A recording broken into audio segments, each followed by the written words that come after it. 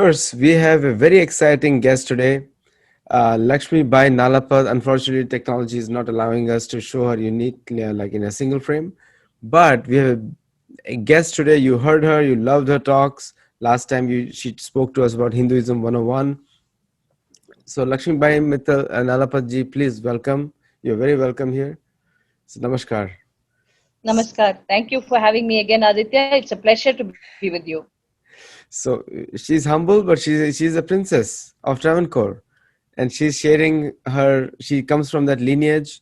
It's a British Finnish royalty in India, but they kept it alive for themselves, and that's the irony of British colonialism on India.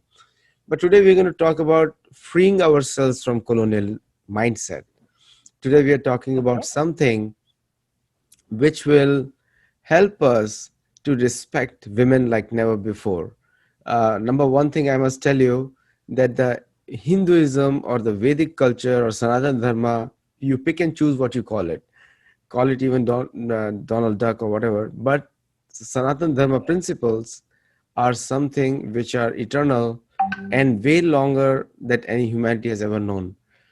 And generally in the Abrahamic concept, the women, I mean, just 60 years back, the church did not think that women have souls. What a we call very developed our civilized society, but 60 years back they thought that women have no soul, like women were as good as aborigines in Australia, or somebody which is like just an object in the West. But Indian culture, right from the time, I will just go 500 years back, not longer than that, Indian culture always celebrated femininity as a mother. I think mother is the most respectful title that can be given to a woman, because without her, we won't be there. So, this show is dedicated to all the women of the planet. And today we're going to discuss something very special, the concept of divinity in, in theology, a feminine divinity in theology.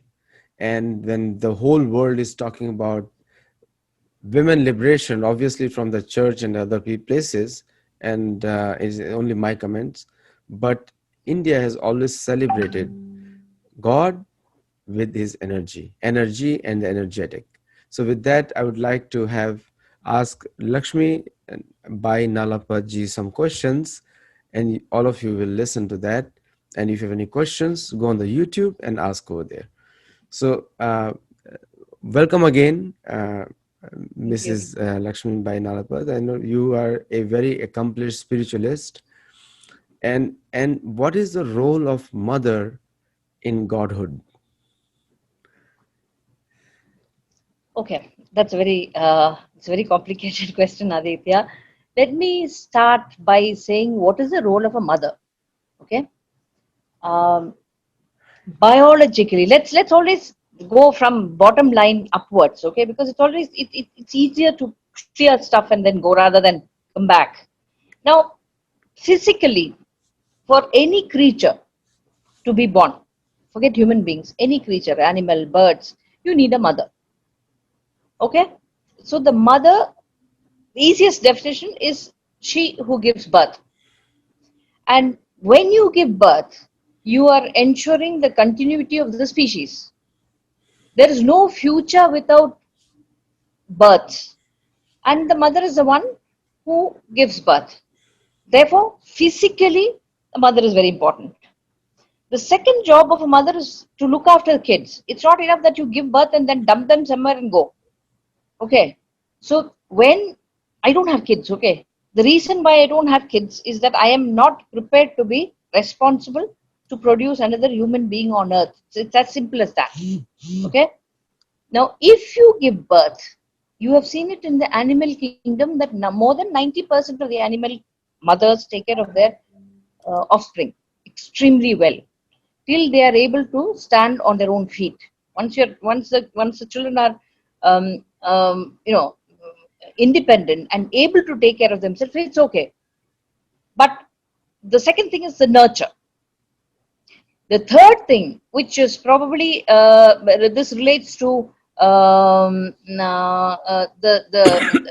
third thing relates to um, what this is just as far as human beings are concerned. It is a mother generally, or the parent, or the nurturer, who hands over values, cultures, stuff to the next generation.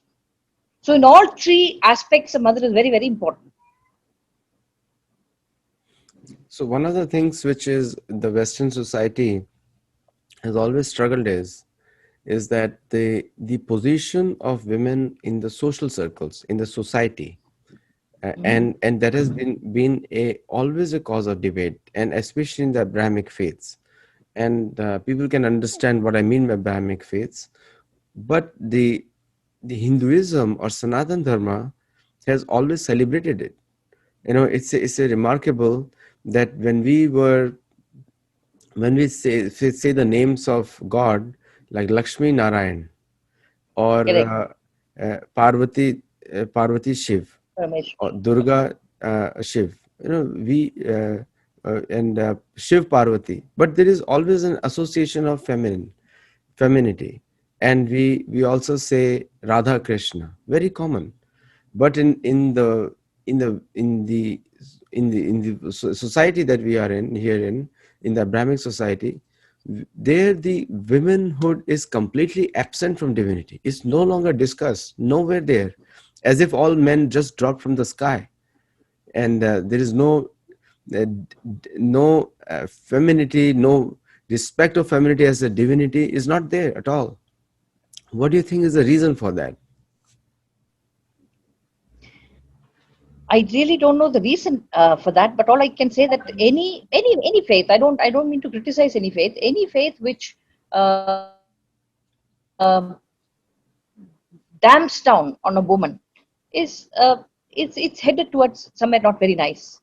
Having said that, I have to tell you one thing. Let us look at the origin of Srishti, the creation in Hindu. Okay, they say that Mahavishnu was sleeping on a snake called Ananta in the waters, in the Karna Jala, the waters of happening, and then he hears an Omkar, and he opens his eyes, and a lotus sprouts out of his navel, on which Brahma sits and starts out creation, right? Now, my question is, who said the Omkar? If there was nothingness, and God was like, if you take an atom, the Narayana pre-creation was like the neutral. It is the Shakti, who the female aspect of energy, who activates.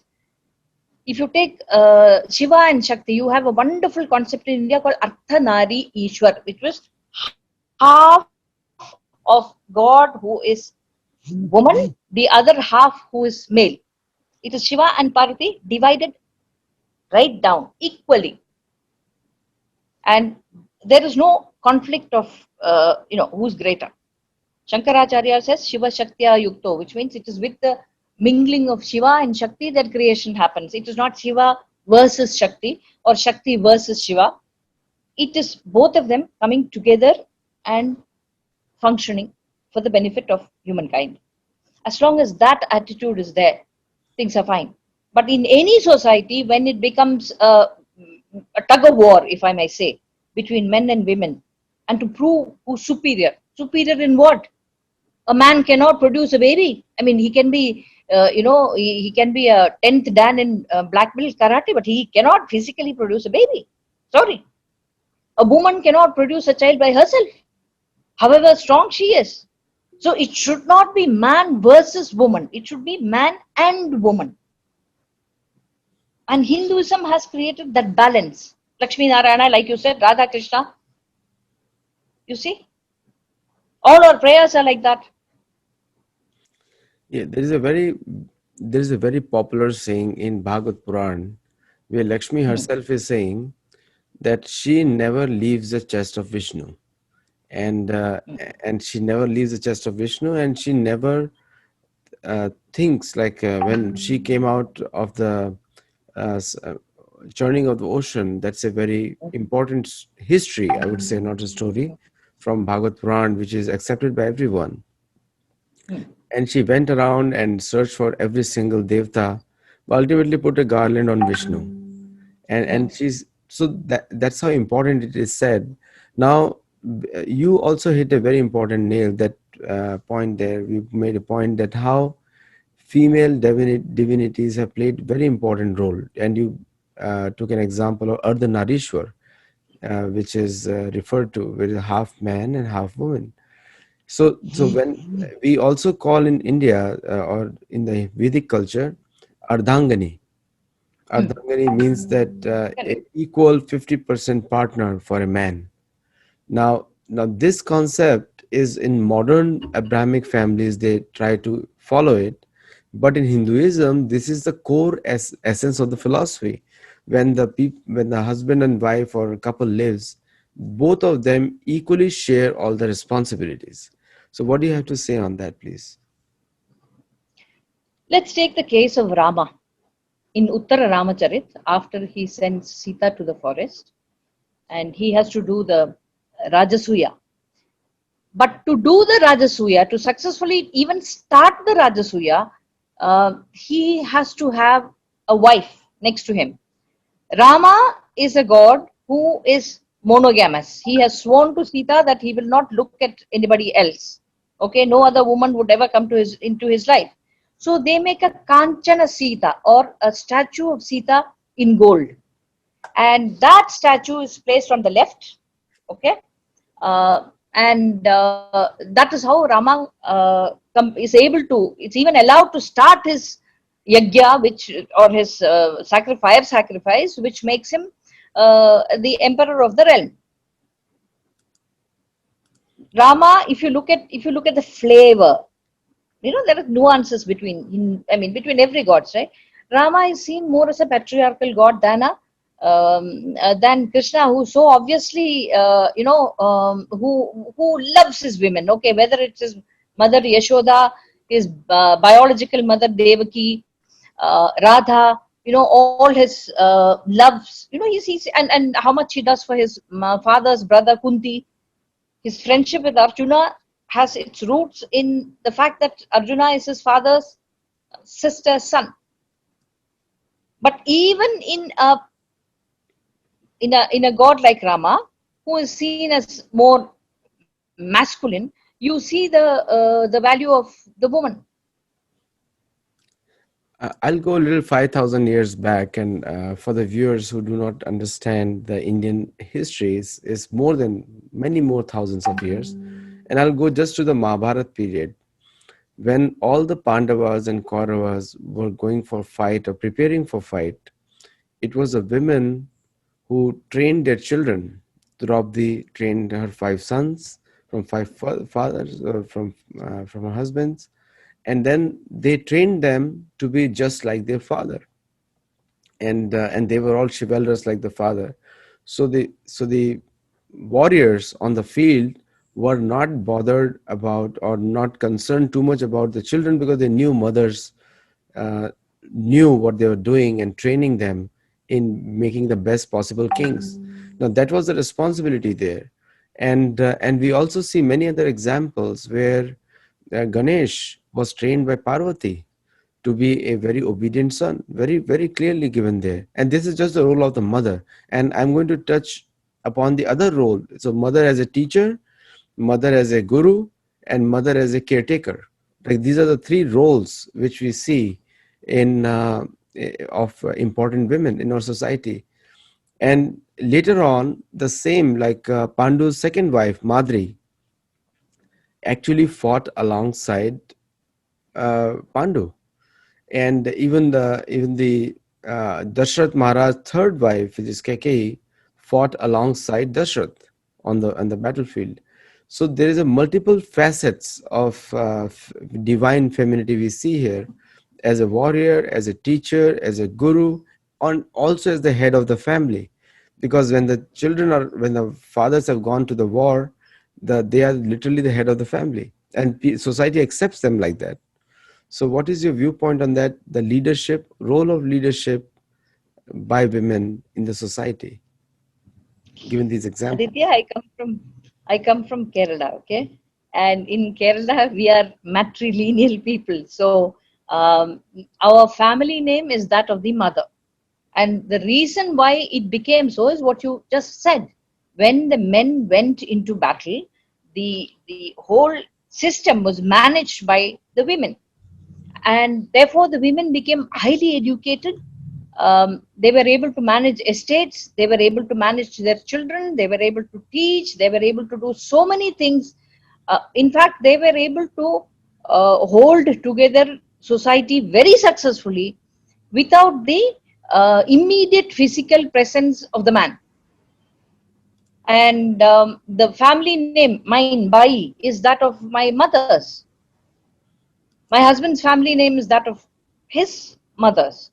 So in Kerala, you will find that this whole idea of womanhood being enshrined as in the center of society is quite it's quite common. It is not just in Kerala; it's also in the Bunds and a lot of people. You know, the coastal people, they're like that. There is also another sad reason, okay, but practical reason, and this was that in many times the men who would go out to battle may or may not come back. So the children, who the growing children, had to have a sense of security, and the security was the mother. And when it's a joint family, as it was in those days, the whole family took care of the children, and children also became extremely well rounded. See, in India, it's very common to stay in a large family with uncles and aunts and cousins and grandmothers, sisters, etc., etc., etc. So the children also become extremely well-rounded as persons. They're able to deal not just with their peer groups, but also with with many ages of people. And that's very good. No, absolutely. I think this aspect of the importance of women in the Vedic society is usually forgotten or not commented on by the Western academics. And the generally the atrocity reports of CNN are published, which depict women in a poor light in from India. But Indian culture neither supports, no, actually it accentuates femininity in a big way by giving them a proper place of respect and honor in the Indian society.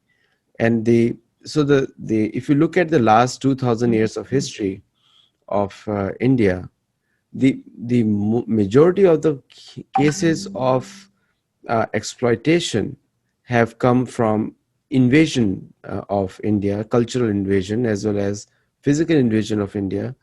So that aspect has been brought over by other cultures into India, but not from India. Now, if you take the case of Ma, there is a Durga Ma, there is a huge temple of Kali Ma in Laguna Beach, very famous, run by our friends, and they run one of the purest Kali temple in Laguna Beach in near LA, south of LA. So in that temple, many of the viewers who are watching, if you would like to go there, you can search on Google Kali Temple, Laguna Beach, and you can go there.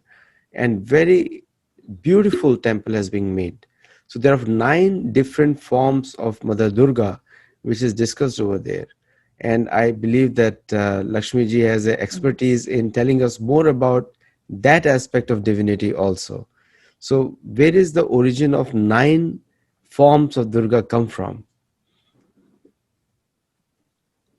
Well, I must tell you right away, I'm dying to go to Laguna Beach Kali Temple. Okay, this is the first time I'm hearing it of, and the moment I heard of it, it's like, oh, I must go there. Now, nine is a number which is associated very closely with the female goddess. You have three gunas or three qualities, which is in Sanskrit it is Sat, Rajo, Tamo. Sat means very good, very pure. Rajo means a mixture of Tamo and Sat. Tamo means not, I mean, not pure. It is not bad, please. It is, like certain people are attracted to certain qualities immediately. Okay, like vegetarianism, for example. I have known people from other faiths who are vehemently vegetarian, who come and tell me that we cannot conceive of killing and eating.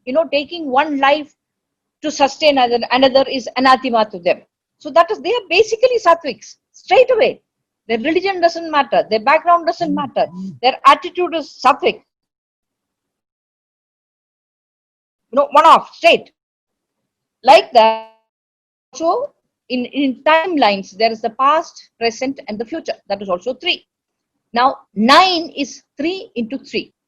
Okay, that is why it's a perfect number. You have the Navaratri, which is 9 days where the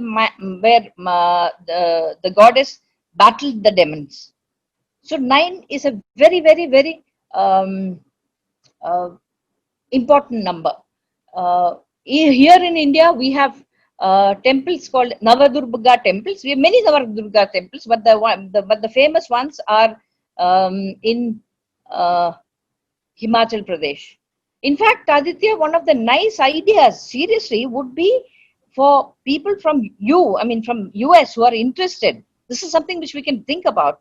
Can come over to India, and I can take them. I can take them to those places. I'll take you up on If that offer. after Corona, oh my God, after Corona, of course. I'll This is take you something up which is on that so, offer. please, please, and I will ensure. This is a very nasty subject, but I will ensure clean toilets, which is horrible in India, and clean drinking water, food, etc. We just have to plan it. No, I've taken lots of people from South India to there. most of the Americans, when they come to India, I think it's a mistaken concept in India that they like to come to see the call centers and the IT industry in Bangalore. Obviously, some people do come for that, but majority of the people fall in love with India because of Hinduism, and they would Yes, like to visit Rishikesh, Kashi, Mathura, Vrindavan. And you said about vegetarianism, and I would like to. You may be knowing that the vegan capital of the world is not in India, or not in the US also. It's Tel Aviv. Tel Aviv is the vegan capital of really. India. Tel Aviv is I the never knew capital it of was Tel Israel. Aviv. Yeah, it's a vegan I capital of never knew it was Tel Aviv. See, uh, because in China you have this China you have this soya food which is made to look like meat, but it's pure. They're called Buddha restaurants, and they're 101%. They don't even use egg, which yeah, I know. some disguised Hindus do. Even in Japan, which is again Shinto culture, and which Huh. is again inspired from Kerala, actually. Hmm. Kartikeya inspired, Skanda inspired samurai, which is very Huh. well known, Bodhis. So in Japan also there is a big culture of accepting divinity in Godhead. They say that God cannot be complete without energy, which is feminine part of aspect of it. So Japanese culture also has a deep respect for the culture of feminism in divinity, and they consider they have many forms of Durga which they worship, and Lakshmi is also worshipped.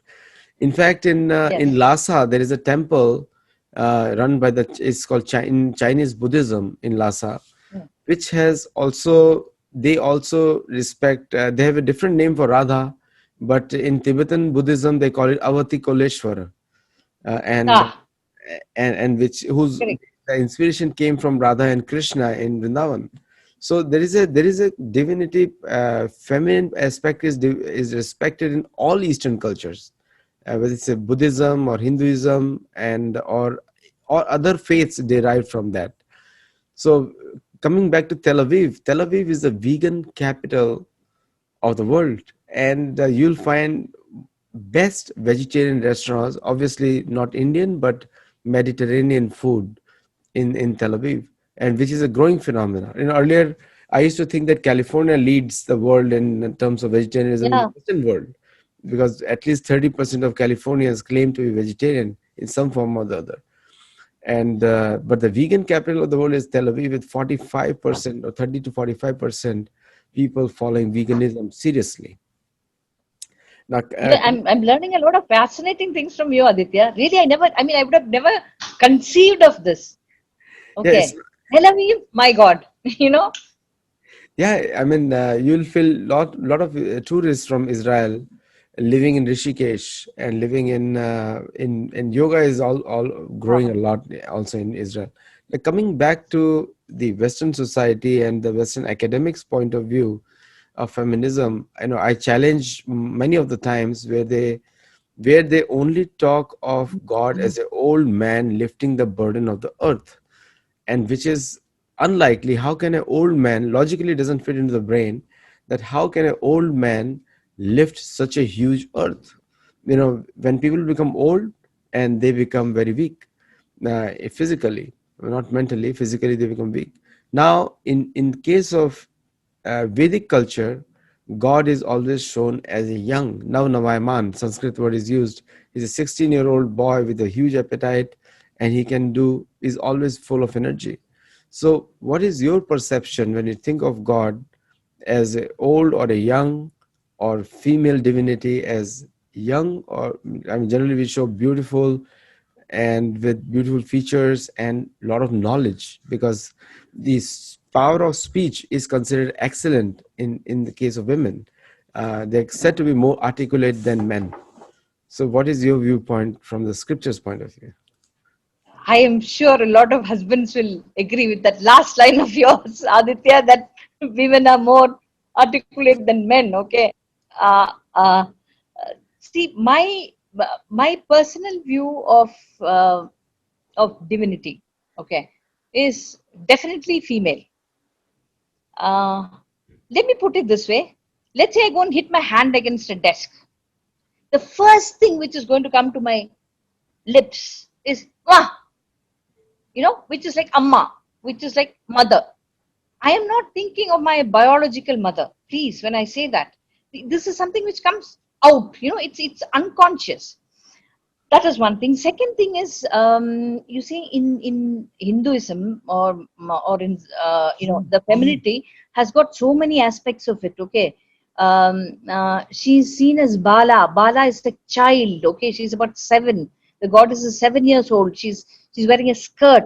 She's wearing a blouse. She's got flowers in her hair. She's beautiful. She's like a kid. Who you automatically want to just you know hug and put on your lap.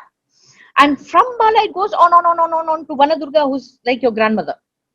So this question, for me to choose one over the other would be as untruthful and as absurd as saying, did I love my 92-year-old grandmother more than my 2-year-old nieces?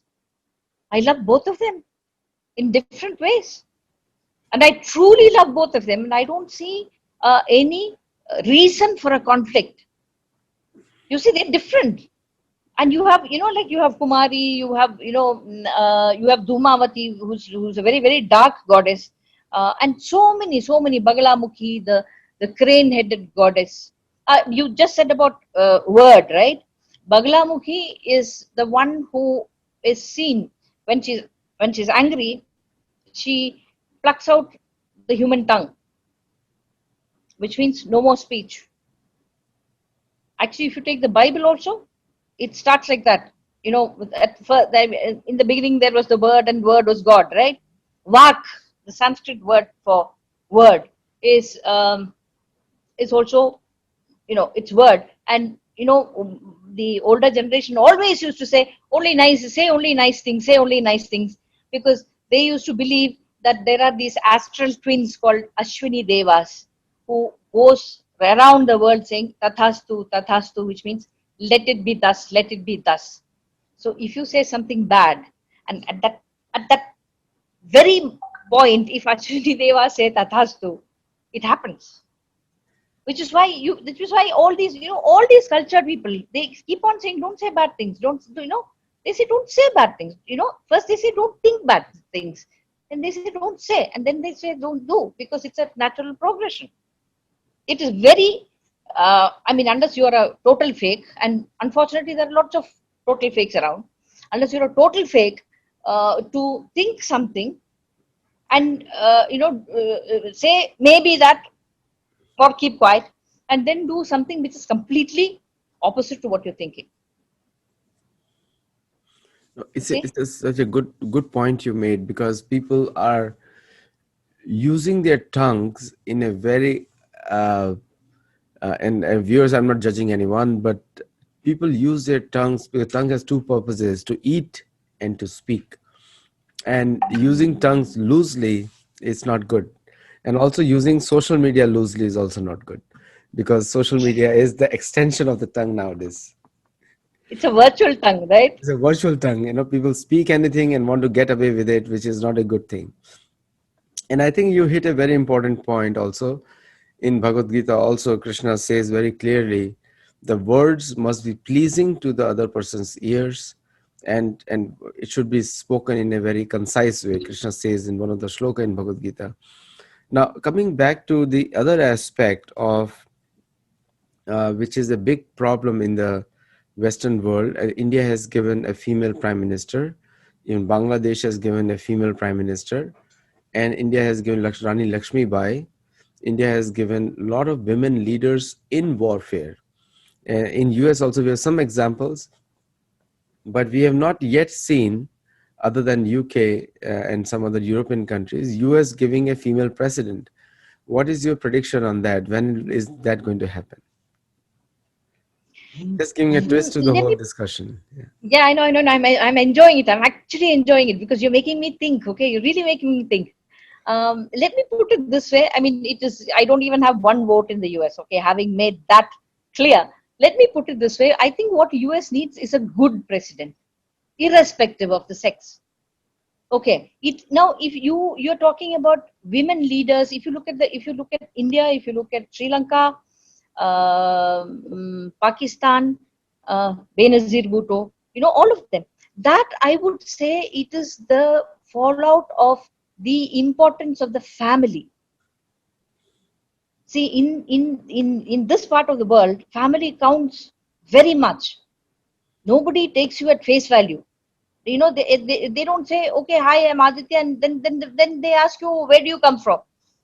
Then so people, unfortunately, according to me, they have a way of sort of narrowing you down to a certain family, certain group, whatever it is. That is very much part of society in all these places. Sri Lanka, you go, same. Bandaranaike, you had Chandrika. They're all related in some way or the other. In US, you don't have dynasties. Maybe the Bush dynasty nowadays, and the Clintons Kennedys. is a dynasty. Yes, and well, but it's not a dynasty. It's a one generation dynasty as of now, Yes. right? It's not come to the second generation or the second person. But Bush, definitely more than one person has come, and the Kennedys. So you see, so unless you, that's one lovely thing about America. Okay, when people are taken for what they are. This is what you are. Finished. Full stop. That's lovely. I love it. I Because you're not carrying baggage either way. No, but the traditions are also important, because traditions they guide the humanity for a long time. Just like your family is a tradition going on for centuries. So you have a family which is, so when people look at you, not just look at you, but look at your entire dynasty of the family where you come from. So that also plays a big role, and I think that's where Americans have some kind of identity crisis. Everyone goes on some kind of a genealogy surveys, and they come back to me and say, I'm 2% French, 5% German, 3% Spanish. And then I have to ask them, are you talking about a dog breed or a human being? And then they have no answer for that. So because I we would prefer I would prefer 100% human being. I, Finished. I'm not interested I in tell the most of split the up. Americans I'm 100% gold standard Indian.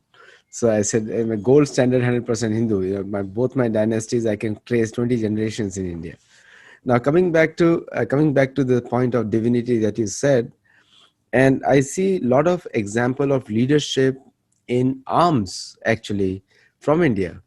The missile technologies and other places, the women, Americans were astonished that few women wearing saris and tilak, and they're calculating the distance of rockets, the Mars mission, and all these things were really big, Yes. astonishing pictures right there in USA.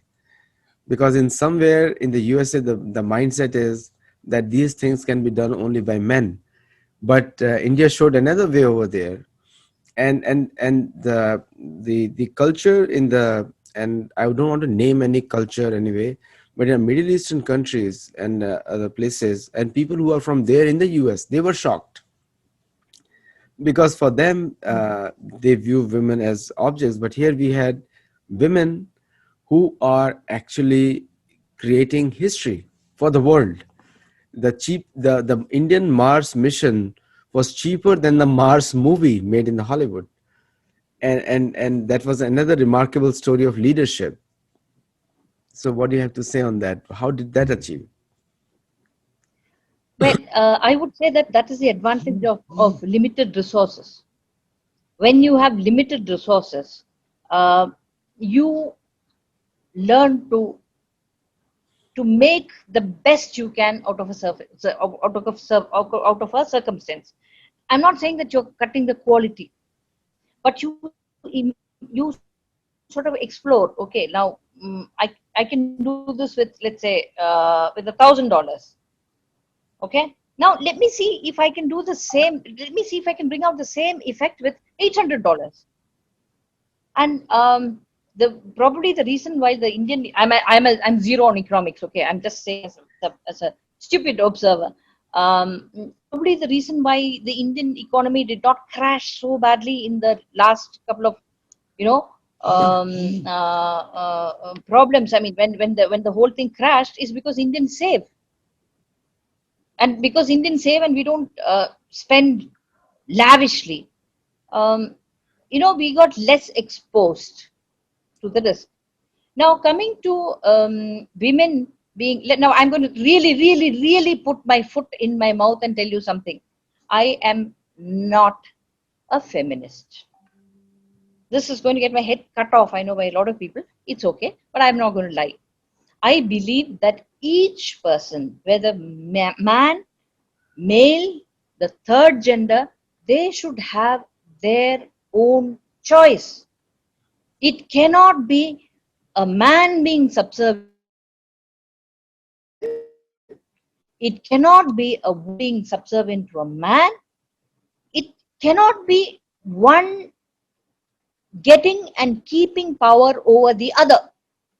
Please, it does not mean that I think that 3-year-old kids should be allowed to drive the car and stupid things like that. No, I'm not endorsing disobedience. I am just saying the right to choose is a fundamental one. Without that right, what we are talking about is not a human society. And in a society like that, if a woman likes to study, let her study. If a woman wants to, there are, when I studied, there were girls who said, look, I just want to get married and have kids. Okay. And they're wonderful. They're great grandmothers now. Okay. I'm 58. They got married when they were, 16, 17, 20, whatever it is. And they're great grandmothers now because the third generations are, they're very happy.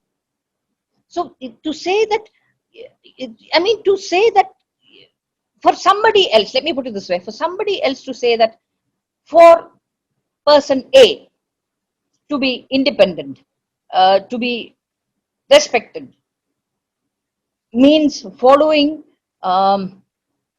rule number 1 to 25. I don't agree with.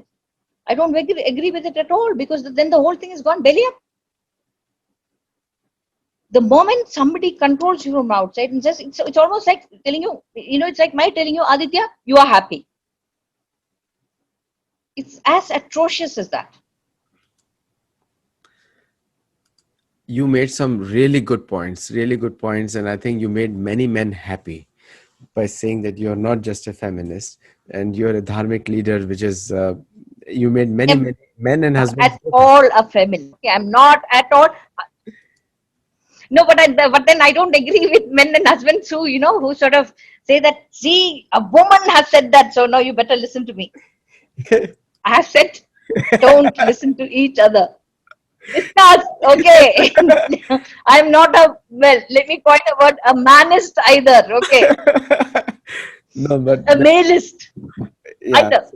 I can see the smiles on some people's faces, and they're happy. Okay, good point. But now coming back to Okay. our main topic is main topic. Coming back to that, so in the I just gave some examples on the women leadership in science, technology, politics, and other places, and but how does that link to the divinity, feminine divinity in India? How does feminine divinity inspire men as well as women? Because I think many men, they worship Parvati or feminine aspect of Godhead more because of the divine powers they get, or the material benefits also sometimes. So, and that concept is also not there in the Western theology.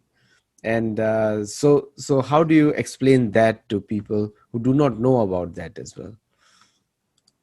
The main three departments, so to speak. One is education, which is Saraswati, wealth, which is Lakshmi, and warrior, warfare, which is Durga or Kali or Parvati or whatever. Now, if you, I mean, it's like a thread through the whole of um, uh, Indian books. You find that Saraswati recurs and recurs and recurs and recurs as the um, as the one to go to if you want education, and of course Lakshmi, because without Lakshmi nothing works. It is in fact quite interesting that Brahma, Vishnu, and Shiva, Maheshwara, are seen as the three male gods of creation, preservation, and destruction. Lakshmi, as you said a little earlier, Aditya, is the spouse of Vishnu. Vishnu is the one who preserves Brahma's creation till it's time for it to be destroyed by Shiva's destruction. So it is natural that Lakshmi becomes the spouse of Vishnu because economy plays a huge part in preservation, right? And Saraswati has to be part of creation because you have to have the know-how to create, and she's Brahma's spouse. You also have Parvati. Parvati, one wonderful thing about her is that she comes as Kaushiki, she comes as Kali, she comes as Parvati herself, she comes as Durga, she comes as Navadurga, Dashamahavidya. I mean, the number of manifestations of Parvati is more prevalent, let me put it that way, than Lakshmi or Saraswati. And somebody goes to, before going to war, if you take the contemporary history of India, I would say, by contemporary I mean last 300 years. Okay, um, anybody who, before going for a battle, before going for elections, now they go and worship the mother.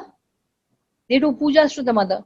There are even communists, stated open communists, who very secretly send their wives to Devi temples in Kerala before they are sworn in. They consult which is a good time. And when they are being sworn in, they do pujas in the Devi temples. And of course, because they are being communists, they don't want to show that they believe in all this. But it's very interesting because it's a continuity. You find Rama worshipping Ma before fighting Ravan. In You fact, the find biggest. in the, Mm. please go ahead. No, complete, please. Sorry, interrupting you. Lost my thought of train of thought. So go on. No, you were saying about Rama worshipping uh, uh, Durga before going to the battle. Yes. So in all the battles, there is a thread of the presence and the blessings of Ma. In fact, in Devi Bhagavatam, they talk of all the gods going to Radha and getting Radha's permission for Krishna to incarnate on earth. And they also tell Radha, please, Radha is seen as Mahalakshmi. So they tell Radha, please, come, accompany him. in his Krishna birth, be with him. There are two strands of thought. One is that Rukmini is Lakshmi, the other is that Radha is Lakshmi. So in that, I mean, it is ultimately the person who says, yes, go ahead is Radha. How much more female friendly can you get? I think there is a very misconception usually in the coming right from the divinity down to the society in the Western world about the feminine aspect of divinity. Now, coming back to the warriors you mentioned, I would like to definitely mention Shivaji Maharaj because I come from Maharashtra. So that Hmm. Shivaji Maharaj used to Jai Bhavani. So that Ah, was the slogan of his army. And yes. before he went out for any kind of warfare, that was a slogan. So everywhere, women have played such an important role, especially Durga, and the nine forms of Durga have played such an important role. In fact, the current Prime Minister of India is also a big Durga Bhakt.